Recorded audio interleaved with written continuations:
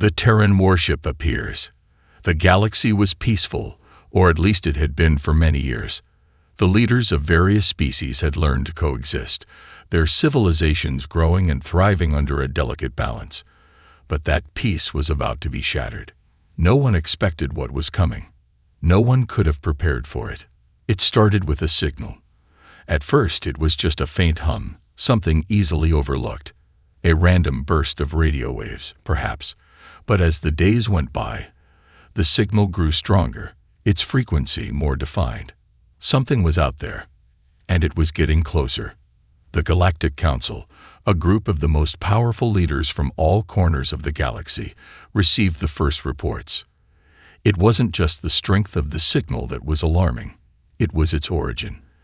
The signal came from the outer rim, from a region that no one had explored in centuries. This was no ordinary communication. It wasn't like any signal the Council had ever encountered. Then came the message, a simple message. It read, "We are Terran. We are coming. Prepare." The message was clear, but the meaning was not. Who were the Terrans? Where had they come from?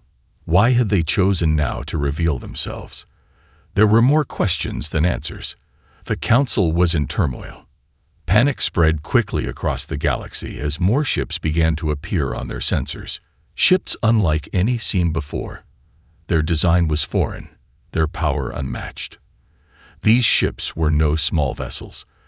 They were warships, massive and imposing, each one capable of destroying entire fleets. The Terran Warship, the largest and most powerful of them all, led the charge. It was a ship like no other, sleek, dark, and unyielding. Its engines burned bright, leaving a trail of light in its wake as it moved toward the heart of the galaxy. No one knew who or what these Terrans were, but one thing was certain. They were coming, and they weren't going to ask for permission. As the warship got closer, the galaxy's best minds were put to work. Scientists and engineers scrambled to understand the technology of these ships. The Terrans had advanced weaponry, shields stronger than any known to exist, and ships that could travel at speeds that defied the laws of physics. It was clear that the galaxy had underestimated this race, whoever they were.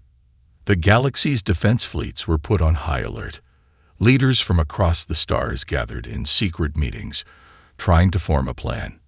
But no plan was enough. The Terrans were too strong, too prepared. Captain Roland of the Asimian fleet, a seasoned veteran of the galaxy's many wars, stood on the bridge of his ship, staring at the holographic display in front of him. The Terran Warship appeared on his screens, growing larger and larger as it approached. "This is bad," Roland muttered under his breath. His crew looked nervous, their faces pale as they watched the warship on the screens. "We've never seen anything like it." "What should we do, Captain?" his second-in-command asked, his voice shaky. Roland didn't answer immediately. He knew there was no simple solution. The Terrans were not like any enemy they had fought before. These ships were not just tools of war. They were symbols of something greater, a force that was coming to change the galaxy. But in what way? Was this a hostile invasion, or was something else at play? As the Terran warship drew nearer, the galaxy's leaders scrambled to form an alliance. They knew that if they didn't work together, the Terrans would tear them apart one by one. But even as they joined forces, fear spread like wildfire. What could they possibly do to stop such a powerful force? They didn't even know who the Terrans were. Finally, after what felt like an eternity, the Terran warship arrived at the edge of the Council's territory. It didn't immediately open fire. Instead, it hovered in place, as if observing the galaxy, waiting. The tension was palpable. It was as if time itself had stopped. For a few minutes, there was only silence. Then the voice came. A calm, commanding voice echoed through the galaxy's communication channels.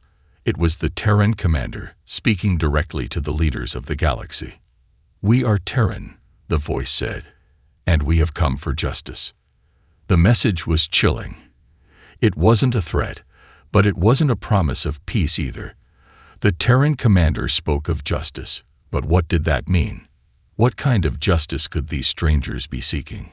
The council leaders exchanged nervous glances. They had no answers, only more questions. The Terrans were here, and they had come with a purpose. But no one could understand what that purpose was. The warship's engines powered up once again, and it moved forward, slowly but deliberately. The galaxy's defenses, once thought to be unbreakable, seemed like nothing in comparison to the might of the Terran fleet. Captain Roland gripped the edge of his seat as the warship moved past his ship, its sheer size dwarfing everything around it. His heart pounded in his chest. This was no ordinary threat. These Terrans, whoever they were, had come to change everything. And the galaxy was about to find out just how far they were willing to go to achieve their goal. The greatest nightmare of the galaxy had just begun. The Terran Warship had appeared, and nothing would ever be the same again. Terran technology, a shocking revelation. The galaxy's leaders had barely begun to digest the news of the Terran Warship's arrival when the true magnitude of the situation became clear. As the warship hovered ominously in the galaxy's central system, another ship arrived, this one far smaller, but just as terrifying. It was a scouting vessel, a sleek, sharp-edged craft that seemed to shimmer in the vastness of space. It docked at the Council's main station, and aboard it came a representative of the Terran fleet, a figure whose presence seemed to command the very air around them. His name was Commander Aidan Mercer. Unlike the cold, emotionless voices that had first addressed the galaxy, Commander Mercer had an aura of calm confidence, as if he was prepared for whatever might come next. His dark uniform was simple yet elegant, with a subtle insignia of a phoenix, its wings outstretched, etched into his shoulder. It wasn't a symbol that any of the galaxy's leaders recognized, but they couldn't shake the feeling that it represented something far deeper than they could understand. Mercer spoke to the gathered leaders with a quiet authority. "I come in peace," he began, his voice a low but steady baritone. "However, understand this. We do not negotiate. We do not ask permission." His words sent a ripple through the room. The leaders exchanged nervous glances, unsure of how to respond. He wasn't demanding anything, but there was something chilling about the certainty in his tone. The Terrans, whoever they were, weren't asking for anything. They were simply taking what they felt they were owed. The Council had been prepared for battle, their best warriors standing ready to defend their systems. But what they didn't expect was the revelation that followed. Commander Mercer activated a holographic display, and suddenly, a three-dimensional image of the Terran Warship appeared, rotating slowly in midair. The galaxy's best engineers studied the ship, their eyes wide with disbelief. "This," Mercer said, "is the Invictus, the flagship of the Terran fleet." The warship's design was beyond anything they had ever seen. Its hull was composed of a material that absorbed light, giving it an almost phantom-like appearance. The engines, which seemed to generate power from nothing, were pulsing with energy. It was as if the very fabric of space had been manipulated to power this behemoth, bending the laws of physics themselves. What is it made of?"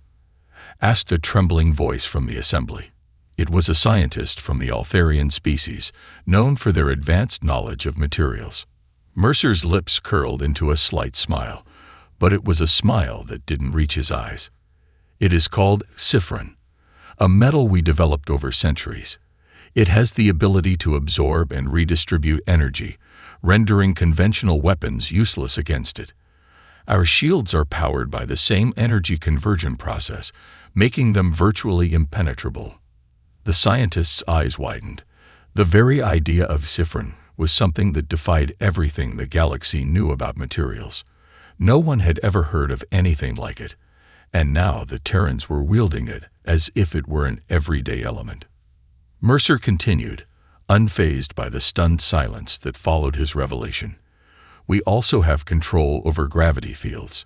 The Invictus can manipulate its own gravitational pull, allowing it to move through space in ways no other ship can. It can reverse the flow of energy, redirecting beams of light and energy back at their sources. We don't simply fight. We control the battlefield." The council members were silent, their faces pale. They had seen power before, but nothing like this. Nothing even came close. The Terran Warship, with its unearthly technology, seemed invincible. How could they possibly fight back against such a force? "This is madness," said the Lorian leader, shaking his head. "No one has the right to possess such power." Mercer's eyes darkened, his expression sharpening. "You misunderstand," he said, his voice still calm, but there was a hardness in it now. "We do not seek to dominate. We seek to restore balance. Your systems have become corrupted, and the galaxy has paid the price. We have come to end the chaos. What you see here is not a weapon of oppression. It is a weapon of justice." His words were unsettling, not just because of the power behind them, but because they felt so certain. The Terrans weren't here to fight for control. They were here to impose their will on a galaxy that had long ago forgotten how to govern itself. The Council's leaders began to argue amongst themselves. The implications of the Terran technology were enormous. Even the most powerful fleets of the galaxy would stand no chance against these warships. But what if Mercer's claims were true? What if the Terrans had come to correct the galaxy's course? Mercer stood there, his gaze unwavering, as if he had anticipated every question, every argument. He didn't offer a solution. He didn't need to. He simply stated the reality they now faced. "I will leave you to discuss your next move. But understand this. Time is running out. We are here to change the galaxy. We are here to bring an end to the wars, the suffering, and the corruption. You can either stand with us, or we will do what is necessary to set things right." As he turned to leave, the leaders were left in stunned silence. The Terrans, with their unimaginable technology and unyielding confidence, had forced the galaxy to face a harsh reality. They were not the rulers here anymore. The rules of the galaxy had changed, and no one knew what the future would hold. The Terrans were not an invading force. They were an unstoppable force of justice. And now, the galaxy would have to decide whether they would stand with them or face their own destruction. The first encounter. A Terran commander's speech. The galaxy was on edge. The arrival of the Terran Warship, the Invictus, had sent ripples of fear throughout every corner of the galaxy. The messages from Commander Aidan Mercer had unsettled the leadership of every major species. Yet, despite the growing sense of impending doom, there was something undeniably captivating about the Terrans' presence. They weren't here for conquest, it seemed, but for something greater. The Council, despite their internal divisions, decided to meet with the Terrans directly. A tense atmosphere filled the room as the leaders of the galaxy gathered in the council chamber.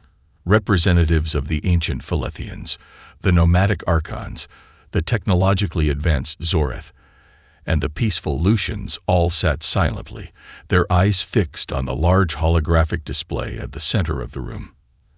At the other end of the galaxy, the Invictus loomed silently, its form hovering above the planet. Suddenly, the room grew dim as the holographic display activated. A deep, commanding voice filled the air, and the galaxy's leaders stiffened in their seats.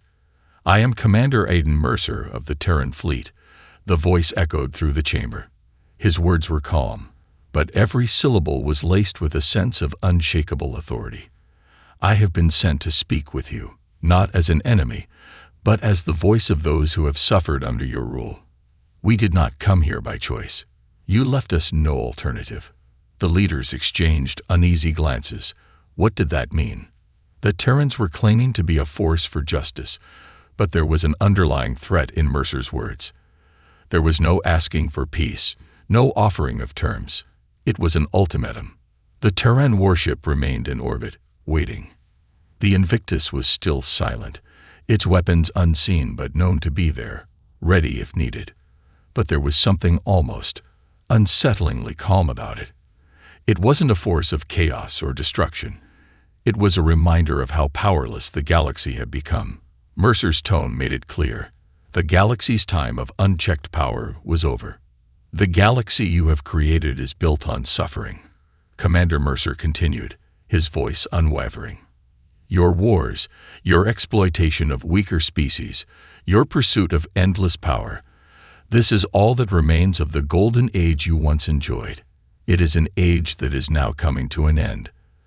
The time for your self-destructive ways is over.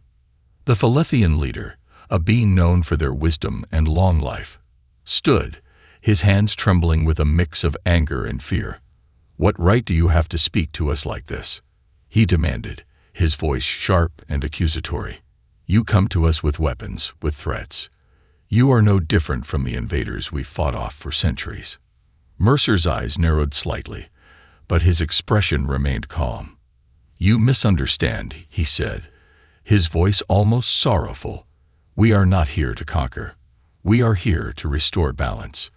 You cannot see it now, but this galaxy, your galaxy, is broken. The injustice is so deep that it threatens to tear everything apart. It is our mission to fix it, whether you understand that now or not. The silence in the room was deafening. The leaders knew the Terrans were right. The galaxy had been in turmoil for generations. Wars between species, alliances built on broken promises, and resources hoarded by a select few. It was a system that had been allowed to rot. And now, the Terrans were standing before them, telling them that their reign was over. The Archons, a fierce warrior species, had always prided themselves on their strength. Their leader, General Korath, stood up, his imposing figure casting a long shadow over the council chamber. You claim to bring justice, he growled. But what happens to those who do not agree with your vision? What happens to those who do not follow your rules? Mercer's gaze met Korath's, unflinching. Those who stand against us will be met with the full force of our fleet. But make no mistake, General Korath, we do not seek war. We will not destroy what we came here to fix. We will simply remove those who would continue the chaos. The threat was clear. The galaxy's leaders felt the weight of Mercer's words. The Terrans were not here to negotiate or compromise. They had come to end the old order, and they would do whatever it took to make it happen. Yet, despite the ominous tone of his words, there was something else in Mercer's voice, something that seemed almost familiar, a certain warmth, a hint of compassion behind the cold logic of his message. It was clear that he believed in what he was saying. The Terrans weren't simply outsiders. They were survivors. They had seen the damage caused by unchecked power and had come to stop it, at any cost. We understand your fear, Mercer continued. But understand this, we are not here to rule you. We are here to help you. Together, we can restore what has been lost. The suffering, the bloodshed, the endless wars. These are things we can end together. His words hung in the air, resonating deeply within the hearts of the leaders. For the first time, they began to question whether the galaxy's endless conflict had been worth it. They had been so focused on their own survival, on expanding their power, that they had failed to see the suffering all around them. Mercer's gaze softened slightly. You have one choice, to accept the change we offer, or to stand against us and face the consequences. But remember, we do not fight to destroy. We fight to create something better, for all. He paused, allowing the weight of his words to settle. Think carefully. The future of the galaxy depends on your answer. As the hologram of Commander Mercer flickered off, the room was left in stunned silence. The leaders of the galaxy sat motionless, their minds racing. They had never faced a force like this before. The Terrans weren't like the invaders they had fought off in the past. They weren't here for conquest. They were here for something far more unsettling. The complete transformation of everything the galaxy had ever known. The galaxy's leaders had to make a choice. And in that moment, they realized that no matter what they decided, the future had already been set in motion. The Terran Warship was here, and its arrival had set the galaxy on a path from which there was no turning back. A Terran hero, rise of the commander. The silence in the council chamber after Commander Mercer's message was deafening. For hours, the leaders debated amongst themselves, trying to grasp the full implications of the Terran arrival. It wasn't just the presence of the warship that was terrifying.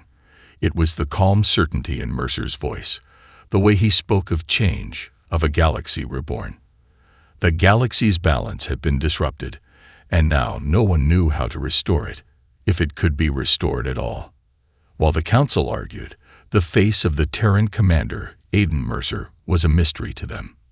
They knew his name. They knew his fleet had come with the power to reshape everything, but they had no understanding of what kind of man he was. Who was this commander, this figure who led such an overwhelming force with a calmness that seemed almost unnatural? It was not until they received an encrypted transmission, a direct communication from the Terran Warship, that the Council finally began to understand. The message was simple, an invitation to meet with Mercer in person. This time, however, it wasn't just the leaders of the galaxy who would meet with him. It was the finest warriors, the most brilliant minds, and the most respected diplomats in the galaxy. The Terrans were extending an olive branch, but it was one that came with the weight of inevitable change. The meeting was set on a neutral world, an ancient station in the heart of the galaxy, a place where diplomatic discussions had long been held.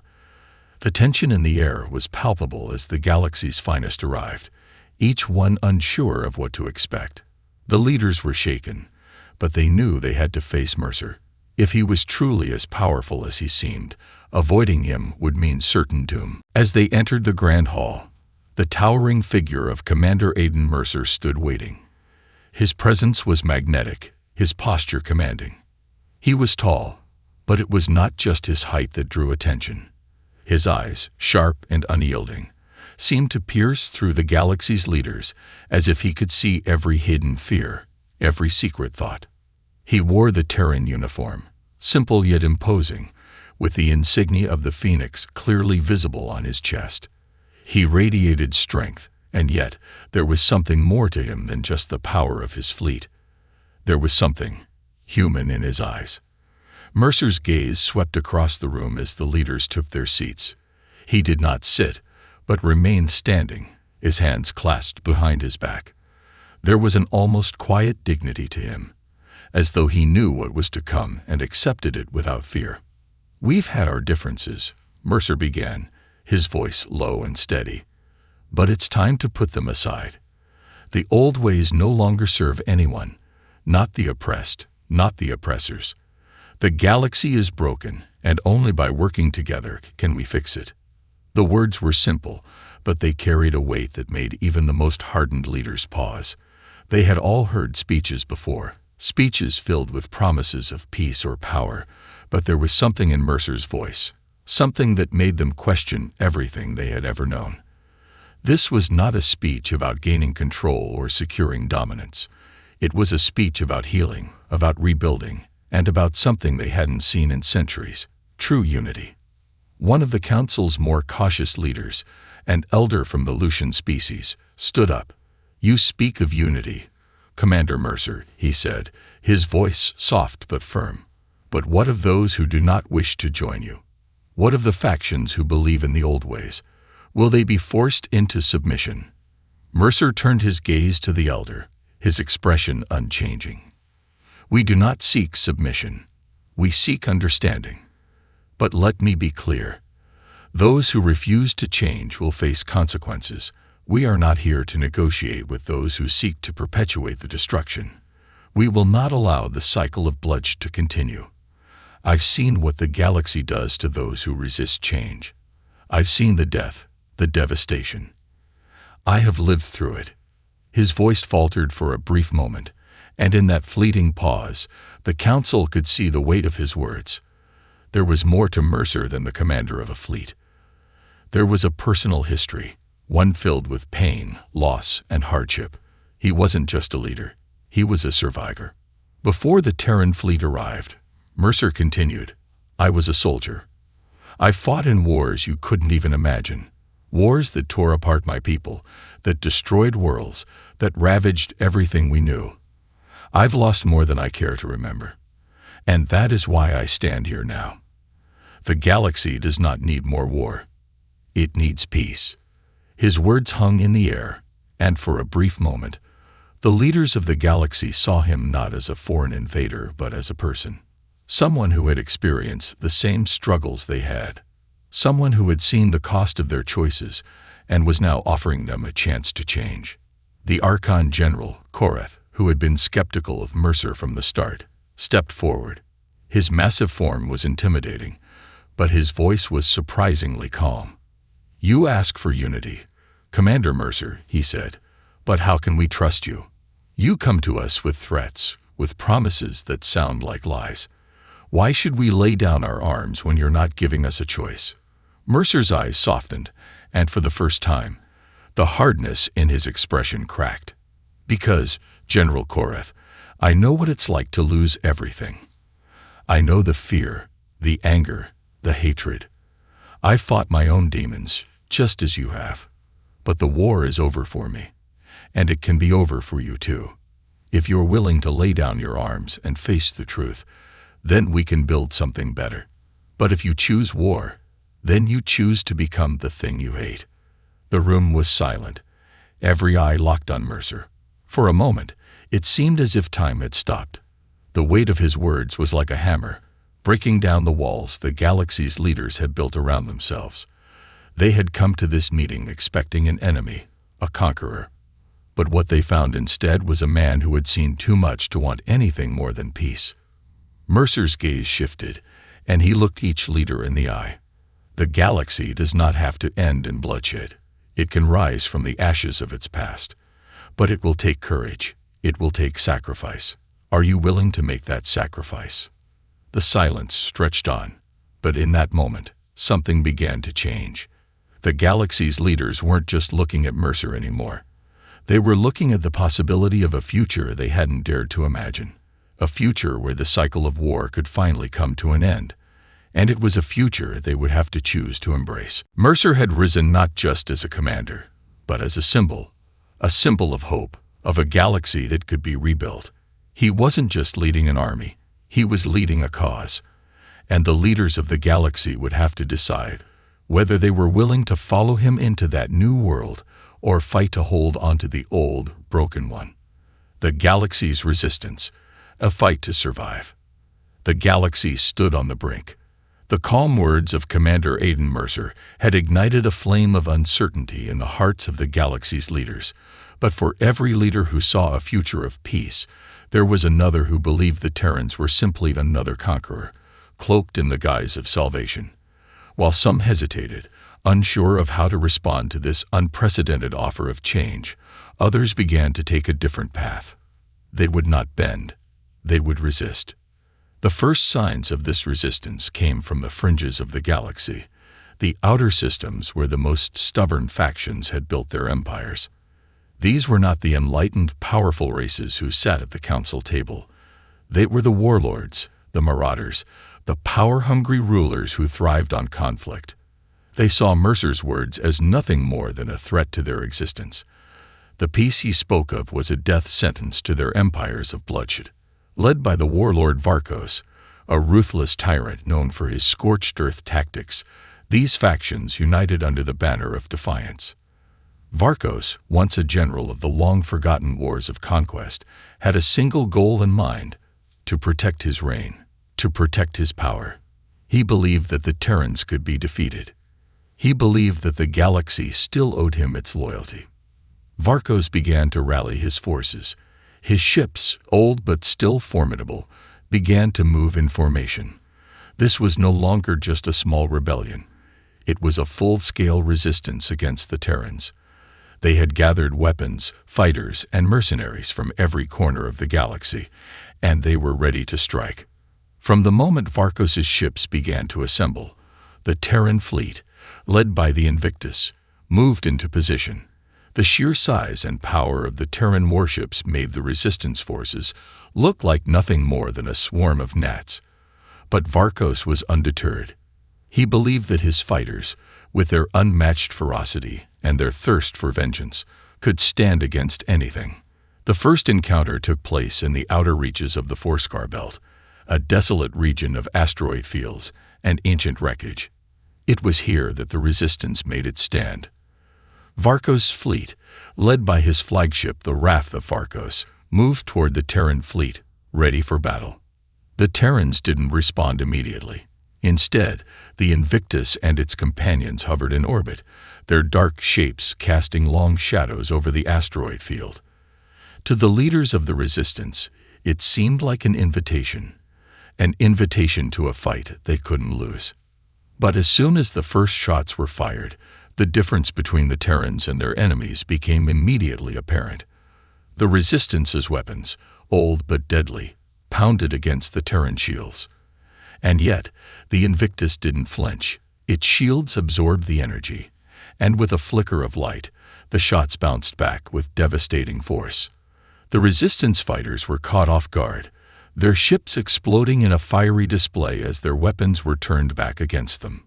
The terror of the Terran fleet's power became real to them in that moment. This was no ordinary force. The Terrans were not just stronger, they were smarter. They knew how to turn their enemy's strength into weakness. The battle quickly turned into a one-sided massacre. The Resistance, despite their bravery, stood no chance. But Varkos was not one to surrender easily. As his fleet was decimated, he gave the order for his flagship to charge directly at the Invictus. His hope was simple. If he could destroy the Terran flagship, the rest of the fleet would scatter, and the galaxy's forces would rally around his cause. He knew the odds were slim, but the thought of reclaiming his empire was a burning desire. The closer his flagship got to the Invictus, the more desperate the battle became. The Resistance fleet may have been losing, but they fought with everything they had, pushing their ships to the limit, throwing themselves at the Terran ships with wild abandon. Inside the Invictus, Commander Mercer watched the unfolding battle. He was calm, unmoved by the chaos. He had seen this before. Resistance was to be expected. The Terrans were not just fighting to destroy their enemies. They were fighting to teach the galaxy a lesson that could not be ignored. But there was something in the Resistance's fierce determination that Mercer admired. He had seen their desperation, their unwillingness to back down. The galaxy's fight was not one of mindless destruction. It was one of survival. They had chosen their path, but it was one that had consequences. Prepare for impact. Mercer's voice echoed through the command center of the Invictus. The warship's massive cannons powered up, and the energy levels in the shields increased, preparing for the oncoming assault. The Terrans weren't about to let the Resistance win, but they weren't going to destroy them in the same way they had annihilated other forces. No, the Terrans had a different plan. As the Resistance flagship, the Wrath of Varkos, closed in, the Invictus released a sudden burst of energy, enveloping the attacking ship in a glowing field. It was a shockwave, but it was not an explosion. The energy washed over the ship, freezing it in place, halting its progress. The Terran fleet's advanced weaponry, its gravity manipulation, had done its work. For a long moment, the battle paused. The Resistance ships were suspended in space, immobilized by the immense energy fields of the Terran warships. It was as if time itself had stopped. The Terrans had captured them, but not through sheer violence. They had used their technology, their control over the very forces of the universe, to show the Resistance how powerless they truly were. Commander Mercer's voice crackled through the fleet's communication channels once more, cutting through the silence. "This is not a war of annihilation," he said. "This is a war of awakening. You can continue to fight, to resist, but in the end, you will understand. We do not seek to destroy you. We seek to end the cycle of bloodshed that you have built your empires upon. Join us, and the galaxy can be reborn. Stand against us, and you will only delay the inevitable." The leaders of the Resistance, their forces shattered and their fleets on the verge of collapse, were left with a choice they had not expected to face. They could continue to resist, knowing they had no hope of winning, or they could take a step forward, look beyond the destruction, and see what a united galaxy might become. The Terrans had made their move, but now it was up to the galaxy's factions to decide whether they would choose survival or self-destruction. The battle was not yet over. But it was becoming clear to everyone. This was no ordinary enemy. The Terrans were not conquerors. They were the reckoning. The Terran pushback, unstoppable force. The galaxy was stunned, but not broken. The warlord factions, those who had resisted the Terrans with such defiance, had been dealt a crushing blow in the Forscar belt. But they were not the only forces standing in opposition to the Terrans' vision for the galaxy. Across the stars, more systems began to rally against what they perceived as an invasion, not a restoration. While some leaders, tired of endless war, saw hope in Mercer's words, many others were determined to hold on to the old ways of power, fear, and control. The Terran fleet had shown its might in the last battle. But now, as Commander Iden Mercer surveyed the results, he knew that his mission had only just begun. The Invictus had not been victorious by brute force alone. It had been a carefully calculated demonstration of their capabilities, a way of showing the galaxy that resistance was futile, but not in the way they expected. It was a lesson in the unstoppable nature of change. As the Terran forces pushed forward through galaxy after galaxy, the resistance grew weaker. Varkos's forces were disbanded, but they were not the only ones holding out. The core systems, the wealthiest and most influential parts of the galaxy, were beginning to take action. They had the resources, the fleets, and the connections. They believed they could push the Terrans back. The first major battle after the Forscar belt was set to take place in the Edrath Nebula, a vast and treacherous expanse of dark clouds and electric storms. It was here that the largest fleet of the galaxy's remaining resistance forces had gathered, hoping to make a final stand. They had a strategy, one that relied on their sheer numbers, the best technology they could muster, and a willingness to fight to the bitter end. They were led by the Zorath High Commander, Ikaran, a cold strategist who had built his reputation on outsmarting enemies far larger than himself. He believed in the power of the galaxy's united resistance. He had heard of the Terrans' great technology, but he did not fear them. His fleet was one of the largest ever assembled. He had the strength to match the Terran fleet, and he intended to crush it. Commander Mercer knew this would be the hardest battle yet. Ikaran's fleet, massive and formidable, had already positioned itself deep within the nebula's heart, hoping the treacherous environment would give them an advantage. The nebula's violent storms could disrupt any long-range scanning, creating the perfect opportunity for a surprise attack. But Mercer wasn't taken by surprise. He knew exactly what Ikaran would do. "We're not just fighting for domination," Mercer spoke quietly to his officers aboard the Invictus. "We're here to show them the strength of a different kind of leadership, one that doesn't rely on fear or domination, but on clarity and trust." His words were met with respect, but the officers could sense the tension in the air. The Invictus had yet to face a full fleet of this size and strength. Even though the Terrans had an undeniable technological advantage, the numbers were against them. But Mercer was unshaken. His belief in the mission was unwavering, as if the galaxy's resistance had already lost before it even began. As the Terran fleet emerged from the nebula's edge, the battle unfolded in the blink of an eye. The first wave of attacks came from Ikaran's fleet, blinding bursts of energy that cut through the nebula's swirling clouds. The Terrans didn't flinch. Their shields absorbed the blasts, and the Invictus pushed forward with unmatched precision. Their weapons returned fire, but this time it wasn't just a show of strength. It was an example of their full control over the battlefield. Mercer's fleet, though vastly outnumbered, moved like a single entity, a well-oiled machine. Ships maneuvered with a speed and grace that left Ikaran's fleet struggling to keep up. Every move was calculated, every shot was deliberate, and every attack was turned back with devastating force. It didn't take long for Ikaran to realize that brute strength would not win this battle. The Terrans weren't just overpowering, they were changing the very rules of engagement. Their ships could manipulate the very gravity of space, redirecting incoming blasts, neutralizing enemy fire, and even disabling weapons at will.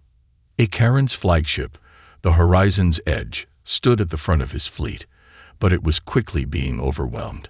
The Terrans didn't attack in the way Ikaran had expected. They didn't rush in with all-out firepower. They targeted the weak points, shutting down systems one by one, disabling weapons, communications, and engines with precision strikes. "You can't win." Mercer's voice came through the comm system, calm as ever, his words directed straight at Ikaran. "You can fight, but you can't outrun change. You can't outthink what's coming. This is the galaxy's future." Ikaran's fists clenched. He couldn't ignore the truth of Mercer's words, but he wouldn't give in.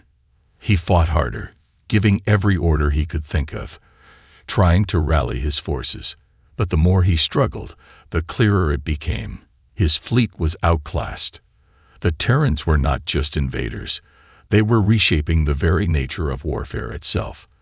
Their technology bent the laws of physics, making conventional tactics useless. As the battle raged on, a grim realization set in. Ikaran's fleet was crumbling, its ships falling one by one. The Resistance had no hope of winning. The Terran pushback was unstoppable. What began as a desperate battle for survival had become a one-sided slaughter. In the midst of the chaos, Ikaran's flagship was finally brought to a halt. The Invictus fired a burst of energy that wrapped around the horizon's edge, freezing it in space. Its engines sputtered, unable to power up. The Terrans had captured it, just as they had captured every other Resistance ship. Mercer's calm voice again cut through the battlefield, this time directing the rest of Ikaran's fleet. "Surrender now. End this. You've fought valiantly, but the galaxy can no longer afford war." Ikaran's defiance had crumbled, and with it, the last hope for the Resistance to break the Terran forces. He knew the battle was lost. The fight was over, and the galaxy would never be the same again. As the battle ended and the Terran fleet moved through the aftermath, Commander Mercer stood on the bridge of the Invictus, looking out at the remains of the galaxy's Resistance. The galaxy was fractured, but now there was an opportunity. The Terran fleet had pushed back the forces of chaos, and with the collapse of Ikaran's Resistance, there was nothing left but the hard work of rebuilding. But Mercer knew the real work had only just begun. The Terrans had shown the galaxy their power. Now, they had to show them the way forward. The new beginning. A changed galaxy. The stars seemed to burn brighter than ever before, but beneath the shimmering veil of space, a new dawn was breaking. The battle was over, and the Resistance had crumbled. The galaxy had fought against the Terran forces, desperate to hold on to the old ways. But as the Terrans moved forward, crushing their enemies and bending the laws of war to their will, the galaxy began to shift in ways no one had imagined. The old order, once so dominant, was crumbling, and in its place, something new was emerging. Commander Aidan Mercer stood on the observation deck of the Invictus, looking out at the planets below. The war was over, but the work of healing and rebuilding was just beginning. The galaxy had been fractured for so long, divided by greed, conquest, and war. It had forgotten what unity could be. But now, with the Terrans' arrival, that old world was slipping away, and a new world was being forged, one where peace was not just a distant dream but a tangible future. Mercer's eyes scanned the horizon, where fleets of Terran ships hovered like sentinels, ensuring that the galaxy would not slide back into chaos. The Terran warships, once feared for their overwhelming power, were now symbols of something different. Hope. The leaders of the galaxy, those who had fought so fiercely against the Terrans' arrival, were now slowly being forced to face the truth. The old ways had failed. They had led to endless suffering. And the only path forward was one that embraced the changes the Terrans had brought.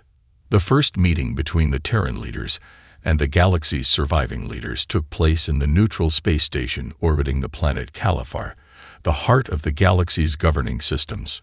It was here that the real challenge began.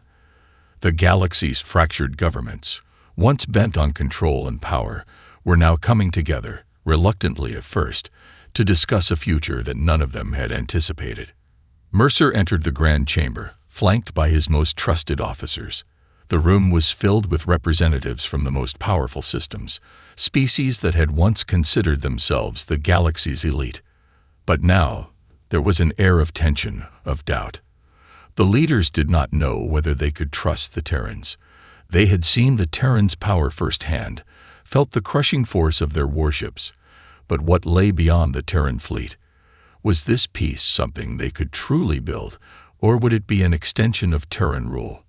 A representative of the Zorith, Commander Ikaran's people, stood at the center of the room, still reeling from their defeat. His species had been among the most resistant to change. But now, standing in the midst of the Terran presence, he felt a shift in his heart. A quiet acceptance. The fight had been lost, yes, but something new was emerging. This wasn't just about domination. It was about healing the galaxy. It was about creating something greater than what had come before. Commander Mercer, the Zorith representative, spoke, his voice firm but tempered with caution. We have all seen the power your fleet wields. But what guarantees do we have that this new order you speak of won't simply be another empire, another conqueror? How do we trust you when so much of our past is built on a distrust of outsiders? Mercer's expression was unreadable, but there was a depth in his eyes, as if he understood the gravity of the question. He stepped forward, his voice calm and measured. I don't expect you to trust us completely, he began. I don't expect you to forgive us for the power we've shown. But what I ask is for you to understand the intent behind it. The Terrans didn't come here to conquer. We came to save. This galaxy has been fractured for too long. It's been driven by selfishness, by greed, by the endless cycle of war.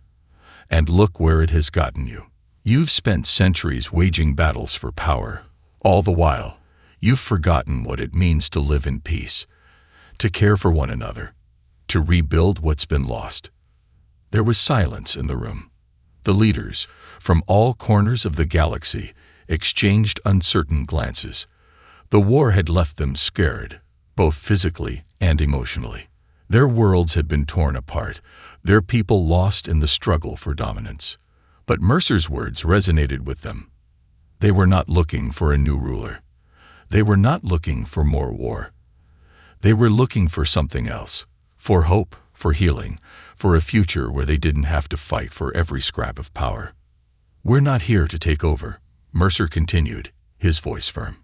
We're here to help you rebuild, to offer a new way forward, a way where the strength of each species is not defined by the power of their weapons or the size of their fleets, but by their willingness to cooperate, to trust, and to support one another. The room grew quiet again. It was not a silence of fear or hesitation, but one of contemplation. The leaders of the galaxy were beginning to understand what Mercer was offering. It was not domination. It was partnership, a future where every species could stand together, not as conquerors and conquered, but as equals in a shared vision for the galaxy. But change, true change, would not be easy. The scars of war ran deep, and the temptation to revert to the old ways of power was always present. There would be resistance, not just from outside forces, but from within. There were leaders who would not be so easily swayed, who would continue to fight for their dominance, no matter the cost. But Mercer knew that he had already won the first battle, the battle for hope. The Terrans had come to the galaxy not with violence, but with the possibility of something better. And while the galaxy's future was uncertain, one thing was clear. The Terran arrival had sparked a transformation that could not be undone. As the meeting ended and the leaders of the galaxy filed out of the chamber, there was a quiet sense of resolution in the air. The path ahead was still fraught with uncertainty, but it was a path that now led toward unity, not division. The old ways would die, but in their place, something new would be born. Commander Mercer stood by the window of the observation deck, his gaze steady on the stars. The war was over. The galaxy was on the brink of a new beginning. And though there would be challenges ahead, he was confident that this time, the galaxy would be ready. The galaxy had been changed, not by force alone, but by the power of choice, the choice to rebuild, the choice to trust, the choice to forge a new future together. And that was the most powerful weapon of all. The Terrans had come, not to conquer, but to offer the galaxy the chance to save itself.